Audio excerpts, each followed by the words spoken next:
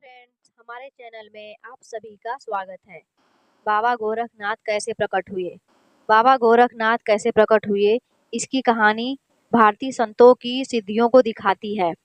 बहुत समय पहले की बात है। बाबा मत्स्येंद्रनाथ भ्रमण पर निकले थे। उन्हें बाबा मच्छिंद्रनाथ नाथ के भी नाम से जाना जाता है। पूर्व काल के बड़े ही प्रसिद्ध एवं दिव्य योगी हैं। बाबा मच्छिंद्रनाथ ने ही नाथ संप्रदाय की स्थापना की थी। भ्रमण करते हुए बाबा गोदावरी नदी के किनारे बसे चंद्रगिरी नगर में जा पहुँचे। उस नगर में चलते हुए वह एक घर के सामने रुक गए। उस घर के द्वार खुले हुए थे। बाबा ने वहां खड़े होकर गृहस्थों को भोजन हेतु स्वर लगाए। तभी अंदर से एक महिला निकलकर बाहर आई। बाबा को देखते ही उन्होंने प्रणाम किया और भोजन लाने अंदर चली गई। जब वो महिला भोजन लेकर आई तब उसके मुख पर प्रसन्नता नहीं थी। उसने आकर बाबा के पात्र में भोजन रख दिया। उसके मुख की उदासी देखकर बाबा समझ तो गए थे कि उसको दुखों का कारण क्या है, परंतु वह उस महिला ने उसकी इच्छा जानना चाहते थे। बाबा मत्स्येंद्रनाथ ने उस महिला से उसकी उदासी का कारण पूछा। महिला ने अश्रुपूर्ति आंखों के साथ बाबा से कहा, बाबा मैं निसंतान हूँ। बाबा ने विभूति देते हुए उस महिला से कहा, देवी यह विभूति खा लेना, निसंदेह आपके घर पुत्र पैदा होगा। यह बोलकर बाबा वहाँ से चले गए।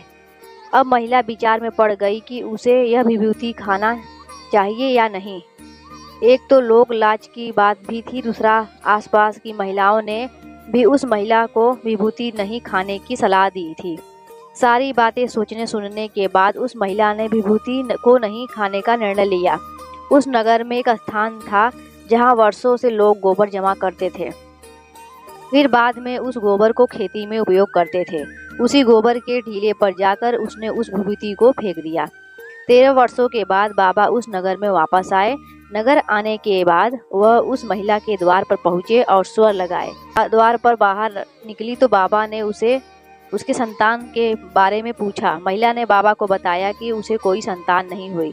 बाबा ने उस महिला से सच बताने को कहा, क्योंकि वह विभूति अभिमंत्रित थी। ऐसा हो ही नहीं सकता कि उसे संतान की उत्पत्ति ना हुई हो। घबराई हुई उस महिला ने धीरे धीरे बाबा को पूरी सच्चाई बता दी। बाबा ने महिला से कहा, ठीक है, तुम मुझे उस गोबर के ठीले के पास ले चलो। क्या वहाँ अभी भी गोबर का ठीला है? महिला ने उत्तर देते हुए कहा, हाँ बाबा, सालों से वहाँ हम लोग गोबर जमा करते हैं। महिला बाबा को गोबर के ठीले के पास ले गई।